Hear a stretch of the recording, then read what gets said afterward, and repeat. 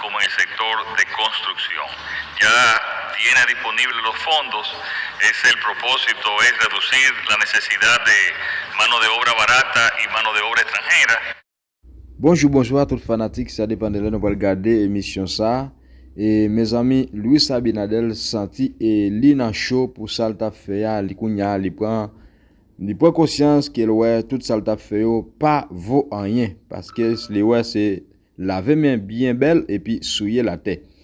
Il prend décision pour bailler tout haïtien papier et surtout pour haïtien qui travaille construction en République dominicaine. Et il prend décision pour le bail au papier. Mais avec tout haïtien yo supposé qu'il y a un document soit une carte électorale ou bien un acte de naissance. Et alors nous li pral lancer mouvement ça dans moment ça qu'a rentré là dans fin mois novembre arrivé mois décembre. Mes amis, nous pral attendre comment ça est.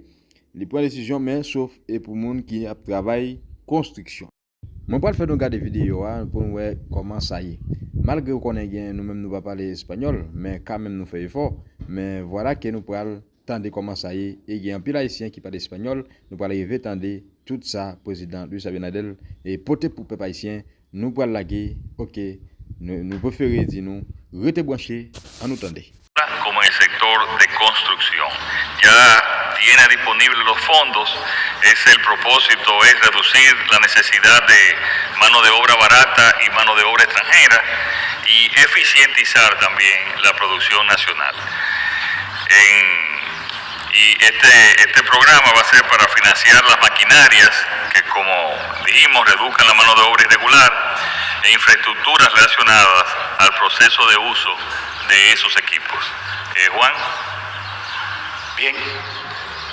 Como explicaba el punto importante en su demografía, los árabes, por un lado, o descendientes de árabes, y los haitianos, descendientes de haitianos. Se calcula que aproximadamente el 4% de la población está dividida en otras, o sea, que un 8% de la población dominicana es árabe y haitiana. Eso, por supuesto, nos compromete bastante. Quisiéramos saber al respecto, ¿qué le planteó usted a Biden sobre la actitud de Estados Unidos respecto a los musulmanes y la guerra que está ya dándose por allá? Como también sería importante saber qué le dijo Biden sobre nuestras relaciones con Haití y su posible solución.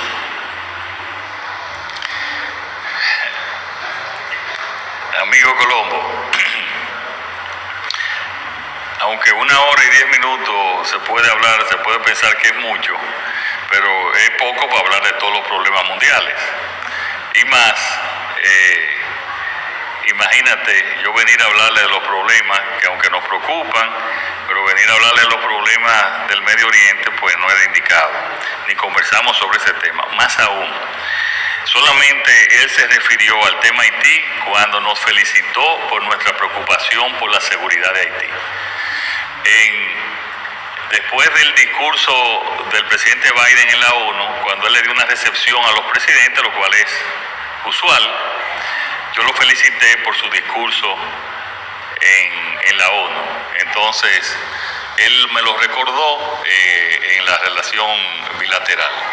No habla por nuestra preocupación, como lo ha sido en los últimos 2 años y medio, sobre la situación para que la comunidad internacional actuara en relación con Haití, y él obviamente nos confirma que está actuando y que ya Kenia va a ser el líder de esa misión con alrededor de 11 países que además van a participar.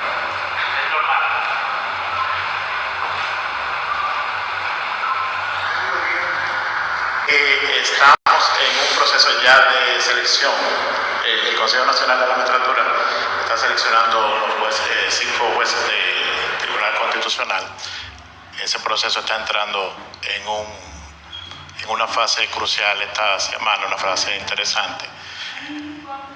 todo el mundo sabe cuál es la posición suya con relación a la composición, a la matrícula, al perfil, digamos, de los miembros de altas cortes y de organismos constitucionales. Uno de los temas que tratamos, buen tema que trajiste, ese fue uno de los temas que hablamos, el tema del arroz. Le dijimos que el Tratado de Libre Comercio había sido un gran éxito, como de hecho lo ha sido, pero que teníamos un tema que era el tema del arroz, que necesitamos unos años más para que nuestro sector se pudiese eficientizar más. Y estaba presente y nuestra embajadora, que fue la negociadora líder en su momento, en el año 2004, de ese tratado. Ese fue uno de los temas que tratamos. Ya lo habíamos tratado anteriormente, pero quisimos llevarlo a ese nivel. Hay otro tema, Roberto, que tratamos el tratado sobre el tema del arroz y no, sí, esa parte. Tú preguntaste la otra.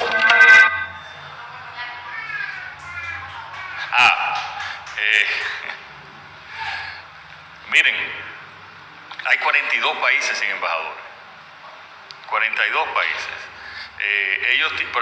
Había un embajador que habían anunciado informalmente que venía hacia acá y lo mandaron hacia Bahamas.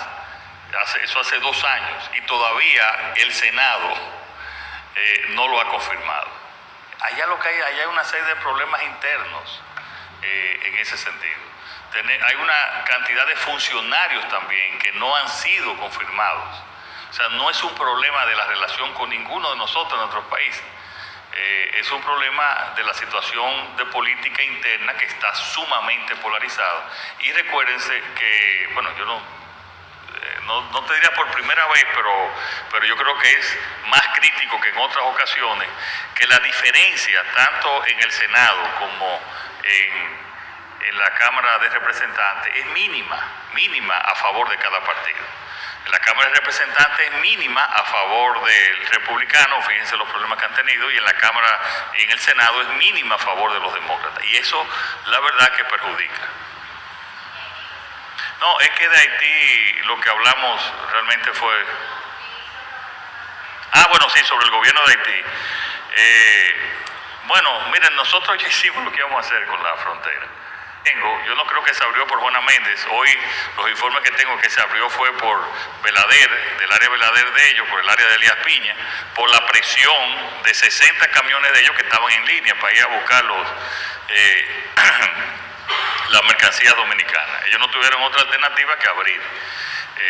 Y esa misma presión están sintiendo ellos en Juana Méndez.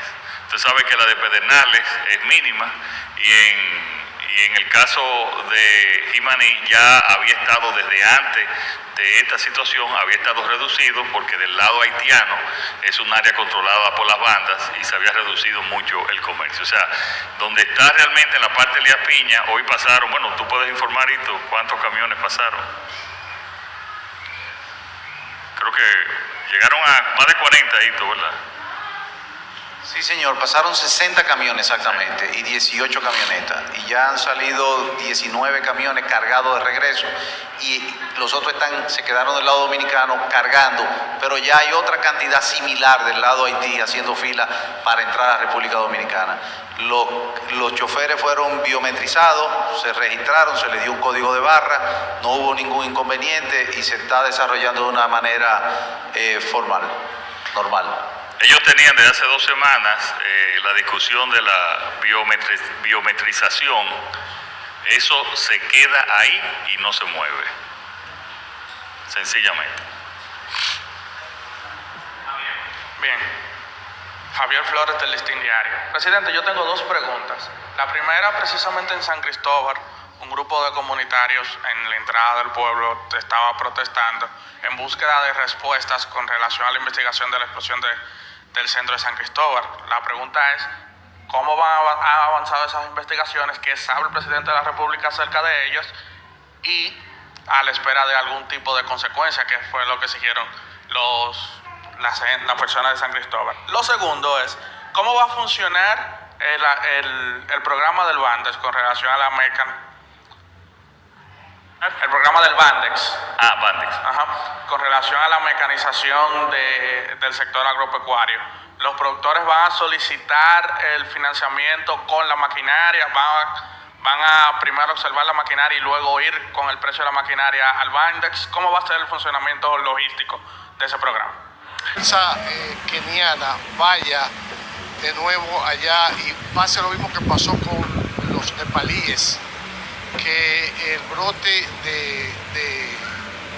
de cólera también se puede transmitir un brote de ébola, ya que usted sabe que en Kenia es uno de los países más que tiene más esta enfermedad del brote de ébola. Entonces no se ha tomado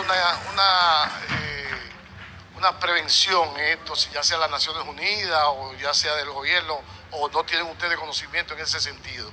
Y por último, presidente, nosotros tenemos un elefante blanco, que ese elefante blanco se inauguró hace casi 4 años, que es la cárcel de la Victoria, la nueva cárcel de la Victoria.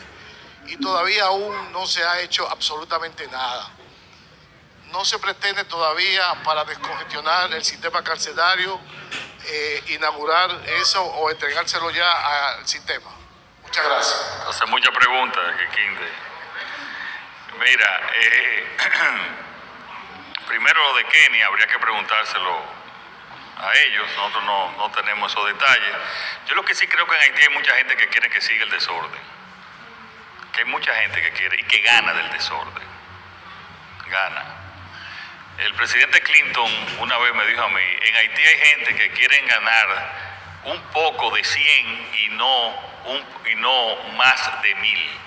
O sea, hay grupos que lo que les gusta es y se benefician de ese desorden. Yo creo que por ahí anda la cosa. Sobre el tema de la cárcel, de la denominada cárcel de las Parras, bueno, yo no sé cómo se inauguró eso, porque eso no está listo. Entonces, esa cárcel estaba incautada, vamos a decirla, en investigación, era prueba de delito por uno de los casos de corrupción. Ya hace unos 5 meses se le entregó al MIBET, el MIBET licitó